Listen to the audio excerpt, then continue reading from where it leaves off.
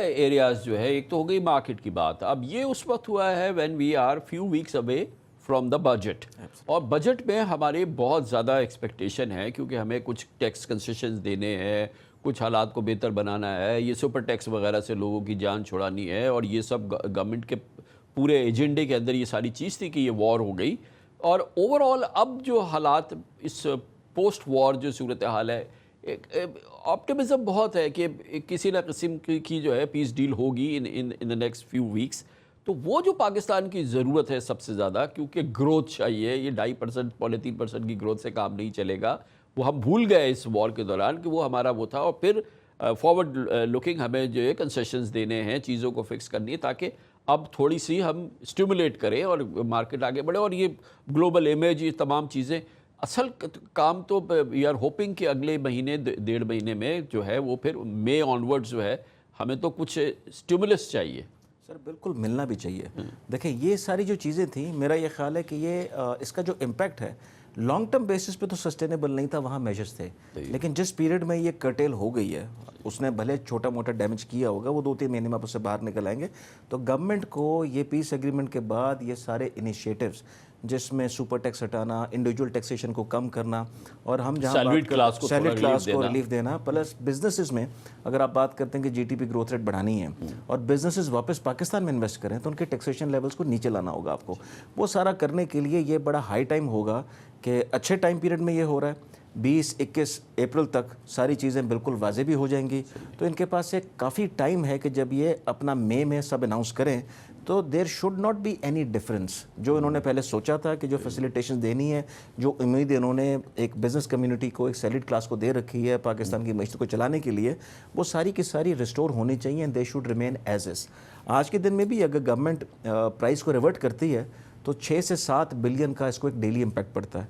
वो daily impact अगर 25-30 दिन पड़ भी जाएगा, कंट्री के कॉन्टेक्स्ट में इतना बड़ा मैटर नहीं करता, लेकिन एक आम आदमी के लिए वो बहुत ज़्यादा मैटर करेगा। तो ये ग्लोबल प्रेस्टीज, ग्लोबल इमेज, इतना बड़ा काम दुनिया के लिए, जो दुनिया को इस वक्त सबसे ज़्यादा पीस चाहिए था, सीज़ फायर चाहिए था, पाकिस्तान का इतना सेंट्रल रोल यूएस के साथ, सऊदी अरेबिया के साथ, ईरान के साथ, चाइना के साथ, तो अब हम तवक्को करें कि कैसे ये ट्रांसफ़र हो, कैसे जो है इसका जो एफडीआई में या फॉरेन पोर्टफोलियो इन्वेस्टमेंट में ये चीज़ें अब आनी शुरू हो, जो कि हम ज़ीरो लेवल पे खड़े हैं, लेकिन अब इतनी बड़ी ग्राउंड सेट हो गया है, तो कैसे इसको लेवरेज करें जल्दी जल्दी। कान भाई, बहुत मैं कहता हूँ कि अच्छा रोल पाकिस्तान ने, मुझे तो माजी में याद नहीं है कि हमने कोई इतना ज़बरदस्त रोल और इतना स्टेबल रोल परफॉर्म किया हो कि हमने हर साइड में बड़ा कॉशियस प्ले किया।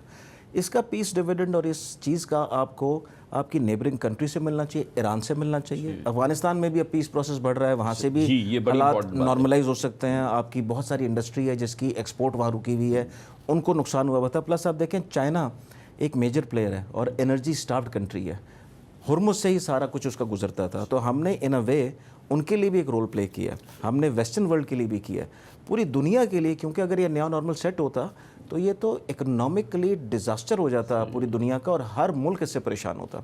सो ये ट्रांसलेट होना चाहिए in the form of FDI. Saudi Arab को अब इन्वेस्टमेंट पाकिस्तान में जैसे कमिटमेंट वो करता रहा है, आपने उसके साथ सिक्योरिटी की भी डील की, तो उनको यहाँ पे एक्टिव इन्वेस्टमेंट करनी चाहिए। चाइना की इन्वेस्टमेंट को मज़ीद आना चाहिए। उसके अलावा नेबरिंग कंट्री से आपका रिलेशन इंप्रूव हो तो आपकी एक्सपोर्ट और ये जो ट्रेड है इसको इंक्रीज़ करना चाहिए। एंड प्लस यूएस के साथ भी मुझे लगता है कि पाकिस्तान के रिलेशनशिप मज़ीद बेहतर होने चाहिए इसके बाद। और वहाँ से भी जो बहुत सारी अब तक डिस्कशंस हुई कि जी ऑयल एक्सप्लोरेशन में जाएंगे, फ़लानी चीज़ों में जाएंगे, वो भी मटेरियलाइज होना चाहिए। इसको प्ले करने के लिए आई थिंक कि हमेशा होता है कि you should hit the iron when it is hot.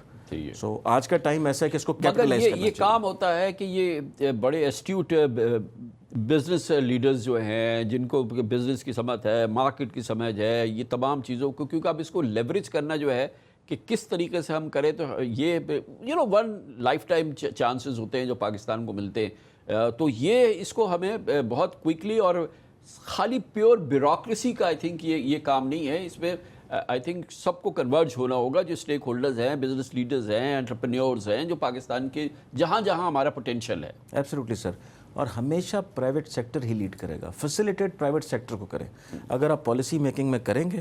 اور دوسری طرف جو آپ کو ڈپلومیٹک سائٹ کے اوپر جس طریقے سے کنٹری سے بات کرنی ہے, اپنے ایگریمنٹس کرنے ہیں, فری ٹریڈ ایگریمنٹس کرنے ہیں, گورنمنٹ صرف اس سائٹ کو سنبھالے, باقی پرائیویٹ سیکٹر کو اگر سپورٹ کرے گی تو پرائیویٹ سیکٹر پاکستان میں ہمیشہ ہر حال میں آپریٹ کرتا رہا ہے ویری سکسیزفلی. سو یہ بھی کوئی مذائقہ نہیں ہے کہ ہم بہت اچھا اس میں پرفارم کر جائیں گے. باقی آپ کو کمٹمنٹس لانی ہوتی ہیں فرام یور بردرلی کنٹریز, جن سب کے لیے آپ نے سب کچھ کیا کہ جہاں ہم نے اتنا اچھا رول پلے کیا ہے وہاں پہ مثبت طریقے سے ہماری طرف بھی دیکھا جائے. اور وہ B2B کنیکٹ وہ ایک امپورٹنٹ ایریا ہے کہ اگر ہوا تو مجھے ایسا لگتا ہے کہ it will be a turning point. اور آج کے دن میں انڈیا کو چھوڑ کے آپ کے معاملات اگر آپ دیکھیں افغانستان سے بھی سیٹل ہو رہے ہیں, اور ہر بندہ آپ کے قد کو جسے کہتے ہیں پورا کریڈٹ دے رہا ہے کہ جس طریقے سے ہم نے یہ رول پلے کیا ہے وہ ہر اعتبار سے economically, politically, diplomatically it has been a perfect fit. Absolutely, ماشاء اللہ. تھینک یو سو مچ جناب کامران ناصر ہمارے ساتھ